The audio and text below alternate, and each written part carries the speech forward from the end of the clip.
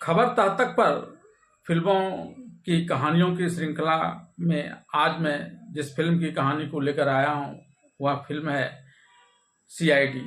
1956 में आई यह फिल्म एक क्राइम थ्रिलर फिल्म है और यह देवानंद की उन महत्वपूर्ण फिल्मों में से शुमार हैं जिसने दर्शकों को अपने आप से जोड़े रहा, काफ़ी नाम कमाए, काफ़ी पैसे कमाए। इस फिल्म में देवानंद ने एक सीआईडी इंस्पेक्टर की भूमिका निभाई है। इस फिल्म का निर्देशन राज खोसला ने किया है और यह गुरुदत्त के प्रोडक्शन कंपनी के तहत बनाया गया है। इसमें एक से बढ़कर एक मधुर गाने हैं। आपको एक गाना तो बहुत ही याद होगा, कहीं पे निगाहें कहीं पे निशाना।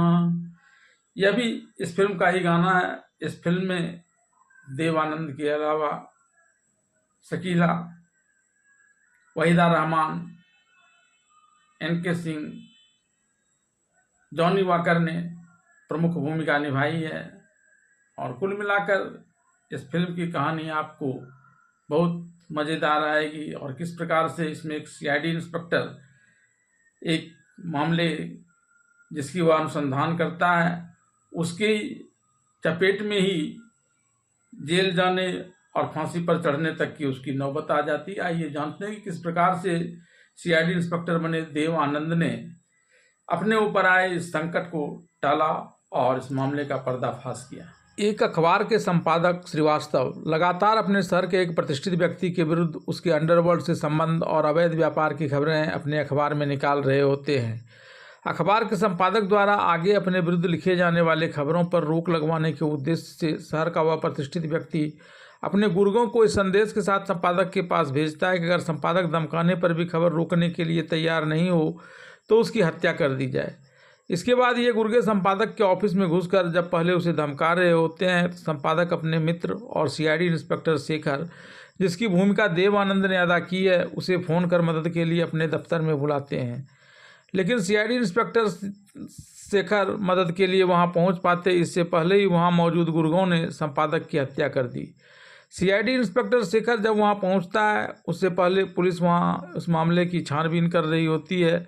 पुलिस संपादक की हुई हत्या में हत्यारे के संदेह में मास्टर, जिसकी भूमिका जॉनी वॉकर ने अदा की है, उसे पकड़कर पूछताछ कर रही होती है। इस बीच जैसे ही सीआईडी इंस्पेक्टर शेखर वहां पहुंचता है, मास्टर उसे लिपटकर पुलिस से बचाने की याचना करता है। सीआईडी इंस्पेक्टर शेखर पुलिस को बताता है कि मास्टर एक छोटा मोटा अपराधी है जो किसी की जेब काट सकता है लेकिन किसी की जान नहीं ले सकता। इसके बाद पुलिस उसे छोड़ देती है।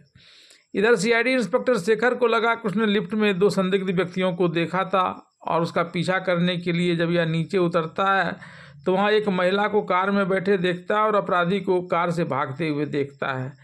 वह उस महिला की कार में बैठकर महिला से आगे जा रहे कार से भाग रहे अपराधियों का पीछा करने का आग्रह करता है और महिला के इनकार करने पर खुद ही कार ड्राइव कर अपराधियों का पीछा करना शुरू कर देता है।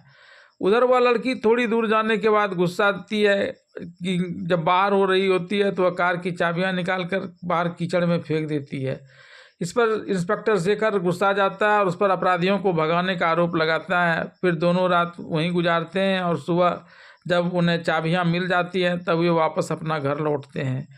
इस बीच अपराध स्थल पर छोटा मोटा जब कतरा मास्टर को पाया जाता है, वह पूरी हत्या को देखने की बात करता है। इंस्पेक्टर शेखर गिरोह के कुछ सदस्यों का पर्दाफाश करता है और मास्टर हत्यारे शेर सिंह, जिसकी भूमिका महमूद ने निभाई है, उसे पहचान लेता है, जिसे बाद में जेल में डाल दिया जाता है। इस बीच एक दिन शेखर को जो लड़की मिली थी वह फिर से दिखाई पड़ती है। सीआईडी इंस्पेक्टर शेखर उसे दोस्ती करना चाहता है लेकिन वह लड़की सीआईडी इंस्पेक्टर शेखर को बदमाश समझती है और उसे कोई भाव नहीं देती। सीआईडी इंस्पेक्टर शेखर उस लड़की का पीछा करते हुए उसके घर तक जाता है। तब वह लड़की सीआईडी इंस्पेक्टर शेखर को धमकाती है कि उसके पिता एसपी हैं, लेकिन सीआईडी इंस्पेक्टर शेखर डरने की जगह उसके साथ ही उसके घर में चला जाता है और कहता है कि उसे भी एसपी से ही मिलना है। यहाँ एसपी माथुर, जिसकी भूमिका केएन सिंह ने अदा की है, वे सीआईडी इंस्पेक्टर शेखर का परिचय अपनी बेटी रेखा से कराते हैं, जिसका पीछे करते हुए वह वहाँ पहुँचा था। इसके बाद दोनों के बीच प्यार हो जाता है। इस बीच शेखर गिरफ्तार अपराधी से मूल अपराधी का नाम पूछता है लेकिन वह मुंह नहीं खोलता है। तब शेखर को इसी समय एक रहस्यमय फोन आ जाता है। उसे वह संपादक की हत्या वाले अपराध की सारी कड़ी की जानकारी देने की बात उस फोन कॉल में कही जाती है। अपराधी सीआईडी इंस्पेक्टर शेखर को एक काले शीशे वाली गाड़ी से अपने अड्डे पर ले जाते हैं। एक लड़की सीआईडी इंस्पेक्टर शेखर को तोते के बहाने संपादक हत्या मामले में गिरफ्तार किए गए अपराधी को रिश्वत लेकर छोड़ने की बात करती है, लेकिन उसका यह प्रयास विफल हो जाता है। रिश्वत देने वाली महिला सीआईडी इंस्पेक्टर शेखर को तब दिए जाने वाले पेय पदार्थ में नशीला पदार्थ मिला देती है, जिससे वह नशे में हो जाता है और वह अपराधी गिरोह उसे सड़क पर छोड़ देता है। बेहोशी की हालत में वह रेखा को मिल जाता है, जो उसे घर ले आती है। होश में आने पर रेखा उसे सारी बात बताती है। उस दिन रेखा की जन्मदिन की पार्टी है, जिसमें शेखर तोते की बात करने वाली लड़की को देखता है। रेखा लड़की का नाम कामनी बताती है और उसे अपना दोस्त बताती है। इस कामनी की भूमिका वहीदा रहमान ने निभाई है। दोनों एक दूसरे को देखते हैं और जल्दी ही वहाँ से निकल लेते हैं। इस बीच संपादक हत्याकांड का मास्टरमाइंड धर्मदास अब शेखर को दोषी ठहराना चाहता है ताकि वह हर डर से मुक्त हो सके। वे मास्टर को एक घर में ले जाते हैं और उसे मनाने की कोशिश करते हैं, लेकिन असफल होने पर उसे जान से मारने की धमकी देते हैं। तब मास्टर उनकी बात मान लेता है और अदालत में अपने बयान देने से इनकार कर देता है। इधर यह अपराधी गिरोह अपने लोगों को जेल भेजकर शेर सिंह को मरवा देता है और शेखर को इसके लिए दोषी ठहरा देता है, क्योंकि इससे पहले शेखर जेल में बंद शेर सिंह की कड़ाई से पूछताछ करने के लिए उसे अपने साथ लेकर लॉकअप से बाहर गया था। शेर सिंह हत्या मामले में अदालत में सुनवाई पूरी होती है और अगले दिन फैसला सुनाए जाने का जज फैसला करता है, जिसमें सीआईडी इंस्पेक्टर शेखर लगभग फंसता हुआ नजर आता है।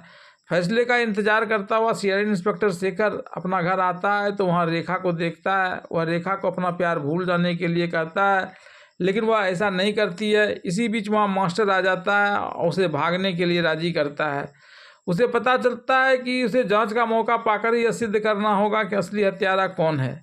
इसके बाद शेखर भाग जाता है। धर्मदास जानता है कि जब शेखर छिपने से बाहर आएगा तो उसके पास मास्टरमाइंड को बेनकाब करने के लिए सबूत होंगे, इसलिए वह शेखर को मारने के लिए अपने आदमियों को भेजता है। सीआईडी इंस्पेक्टर शेखर छिपते छिपाते भागते हैं, क्योंकि एक तरफ उसका अपराधी पीछा कर रहा है, दूसरी तरफ पुलिस। उसी क्रम में अपराधी सीआईडी इंस्पेक्टर शेखर पर गोली चला कर उसे घायल कर देता है और घायल शेखर बचने के लिए अपने हत्यारे के ही घर में पहुंचने में कामयाब हो जाता है, जहां उसका सामना कामनी से होता है। सीआईडी इंस्पेक्टर शेखर को देखकर कामनी उस पर रिवॉल्वर तान देती है और इधर शेखर उसे समझाता है कि वह केवल अपराध की योजना बना सकती है, अपराध कर नहीं सकती है। तब वह उसके लिए दुखी होती है और समझती है कि धर्मदास दुष्ट है और अब उसे अपराधी नहीं बनना चाहिए। वह शेखर को लगभग स्वस्थ होने तक छुपाकर वहीं पालती है और इस बीच धर्मदास वापस लौट आता है। पहले कामनी उसे गा बजाकर लौटाना चाहती है, लेकिन जब धर्मदास बढ़ता ही चला जाता है तब वह गाने से ही सीआईडी इंस्पेक्टर शेखर को भागने का इशारा करती है और सारे गुप्त रास्ते को बताती है। तब सीआईडी इंस्पेक्टर शेखर मुश्किल से एक छिपे हुए तहखाने से होकर भागने लगता है, जिसे धर्मदास देख लेता है और उसका पीछा करता है ताकि उसे पकड़कर जेल में भिजवाकर और फिर उसकी जेल में ही हत्या करवाकर सारे सबूत को मिटा दे। इधर कामनी भी उसका पीछा करती है। फिर कामनी और शेखर बनाम धर्मदास के बीच छिपे हुए गलियारों में की कमरों में भूल भुलैया से बिल्ली चूहे का खेल शुरू हो जाता है और अंत में कामनी और शेखर वहाँ से भागने में कामयाब हो जाते हैं। शेखर पुलिस स्टेशन को फ़ोन करता है, वह खुद को आत्मसमर्पण कर रहा है। पुलिस स्टेशन के गेट पर पहुँचने से ठीक पहले कामनी को धर्मदास के गुर्गे गोली मार देते हैं। तब वह फिर रेखा के पिता इस तस्वीर का पूरा अंदाज लगाने की कोशिश करते हैं कि मामला क्या है। तो शेखर समझाता है कि धर्मदास इसका मास्टरमाइंड है। फिर भी एसपी को उस पर विश्वास नहीं होता, क्योंकि वह एक शहर का प्रतिष्ठित व्यक्ति है। शेखर तब पूरी बात समझाता है और कहता है अगर कामनी होश में आती है तो वह गवाही दे देगी और फिर यह साबित हो जाएगा कि धर्मदास अपराधी है। इस बीच वे पुलिस की तरफ से अखबार में एक विज्ञापन छपवाते हैं, जिसमें कहा जाता है कि कामनी गवाही देगी। यह जानते हुए कि धर्मदास अस्पताल में अब उसे मारने की कोशिश करेगा, वह कामनी का कमरा नंबर 13 से 15 में ले जाते हैं और डेस्क क्लर्क से धर्मदास को यह बताने के लिए कहते हैं कमरा नंबर 13 में ही कामनी अभी है, जहां वे उसका इंतजार कर रहे होते हैं। लेकिन इस बीच धर्मदास को कोई आदमी यह बता देता है कि कामनी दरअसल 13 में नहीं 15 में है और 15 का दरवाज़ा खुला हुआ था। वह ठीक छुपाते धर्मदास कामनी के कमरे में चला जाता है और कामनी को मारने की कोशिश करता है। और जैसे ही वह कामनी को मारने की कोशिश करता है वैसे ही शेखर वहां पहुंचकर उसे पकड़ लेता है और तब धर्मदास को दोषी ठहराया जाता है। शेखर को भी हालांकि भागने के लिए मुकदमे का सामना करना पड़ता है।